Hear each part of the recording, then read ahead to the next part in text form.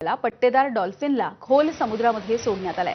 दांडी इथल्या मच्छीमार आणि सामाजिक कार्यकर्त्यांनी यासाठी परिश्रम घेतले।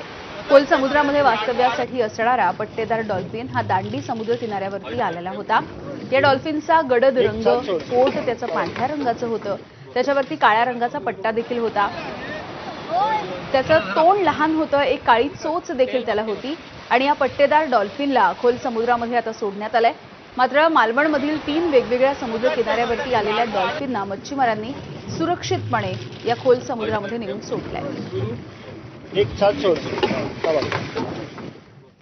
चंद्रपूरच्या चिखलामध्ये एक सांबर अडकून पडलं होतं। या सांबरला देखील वन विभागानं जीवदान दिलंय। चंद्रपूर शहरालगत असलेल्या दुर्गापूर रय्यतवाडी कोळसा खाणीच्या परिसरामधली ही सगळी घटना आहे। गेल्या काही दिवसांपासून सुरू असलेल्या पावसामुळे कोळसा खाणीच्या आसपास चिखलाचं साम्राज्य आहे आणि अशामध्येच जंगलामधून भटकून आलेलं एक सांबर या चिखलामध्ये अडकून पडलं। या घटनेची माहिती मिळताच वन विभागाच्या बचाव पथकानं घटनास्थळी धाव घेतली आणि सुमारे 2 तासांच्या प्रयत्नाच्या नंतर वन विभागानं या सांबरला बाहेर काढलंय।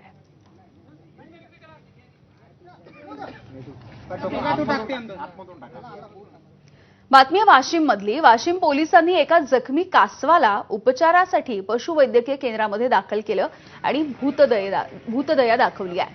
अकोला हैदराबाद राष्ट्रीय महामार्गावरती वाशिमच्या पुसद नाका परिसरामध्ये वाहनाच्या धडकेत हे कासव जखमी झालं होतं। रात्री गस्तीवरती असणाऱ्या पोलिसांना हे जखमी कासव दिसलं, त्यावेळेला वेळीच त्याला पोलीस वाहनामध्ये टाकून उपचारासाठी त्याला दाखल करण्यात आलंय। रात्रीची वेळ असल्यामुळे तज्ञ डॉक्टर नव्हते, त्यामुळे पहाटे 5 वाजेपर्यंत काळजीपूर्वक पद्धतीनं या कासवाची देखरेख करण्यात आली, त्याला जपून ठेवण्यात आलं। उपचाराच्या नंतर या कासवाला सध्या नैसर्गिक अधिवासामध्ये सोडण्यात आलेलं आहे। तिकडे मालेगाव शहरामध्ये सध्या मोकाट जनावरांची संख्या वाढतीये। मागच्या आठवड्यामध्ये मोकाट जनावरांमुळे एका महिलेचा मृत्यू झाला आणि असं असताना मनपाकडून कोणतीही कारवाई झाली नाही। शहरामधल्या चौकामध्ये जनावरं ही तळ ठोकून बसली आहेत, त्यामुळे वाहतुकीला देखील अडथळा निर्माण होतोय। त्या मोकाट जनावरांच्या झुंजीमुळे वाहनांचं नुकसान होत आहे। नागरिक देखील जखमी होण्याच्या घटनांमध्ये वाढ झाली आहे। नागरिकांनी सोशल मीडियावरती संताप व्यक्त करत मनपाने जनावरं पकडून गोशाळेमध्ये जमा करण्याची देखील मागणी केली आहे।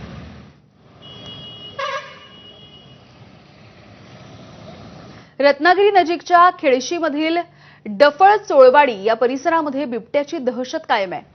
मध्यरात्रीच्या सुमारास बिबट्या पुन्हा एकदा खुलेआम वाडीमध्ये फिरत असताना ग्रामस्थांनी पाहिला।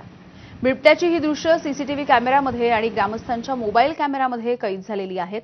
या घटनेमुळे ग्रामस्थांमध्ये भीतीचं वातावरण आहे। 2 दिवसांपूर्वी याच बिबट्यानं एका ग्रामस्थाच्या दारामधून एक कुत्रा उचलून नेल्याची घटना घडली।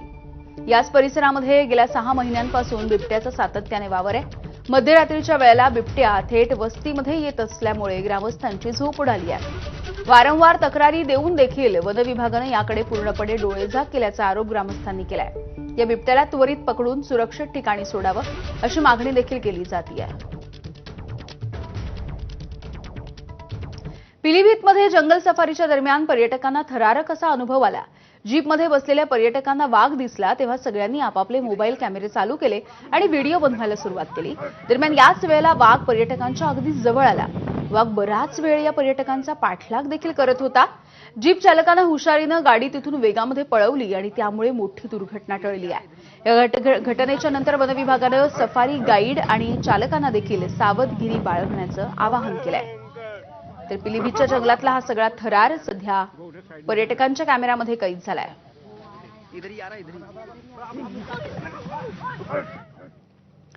पुढची बातमी बघूयात। भंडारा जिल्हा सामान्य रुग्णालय ते बीटीबी मार्केटपर्यंतच्या मार्गाच्या 150 मीटरच्या कामासाठी भंडारा पालिका प्रशासनानं 60 लाखांचा खर्च केला आणि या रस्त्याची गुणवत्ता दर्जेदार असून 2 वर्षांपर्यंत हा रस्ता सुस्थितीत राहील असं ना हरकत प्रमाणपत्र पालिका प्रशासनाच्या बांधकाम विभागानं दिलं।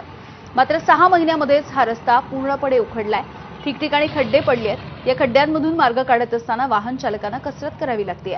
खड्ड्यांवरची खडी ही रस्त्यावरती सगळीकडे पसरली आहे। यामधून निघणाऱ्या धुळीच्या कणांमुळे नागरिकांना वेगवेगळ्या आजारांना सामोरं जावं लागतंय। या संपूर्ण कामाची चौकशी करावी आणि दोषींवरती कारवाई करावी अशी मागणी होती आहे।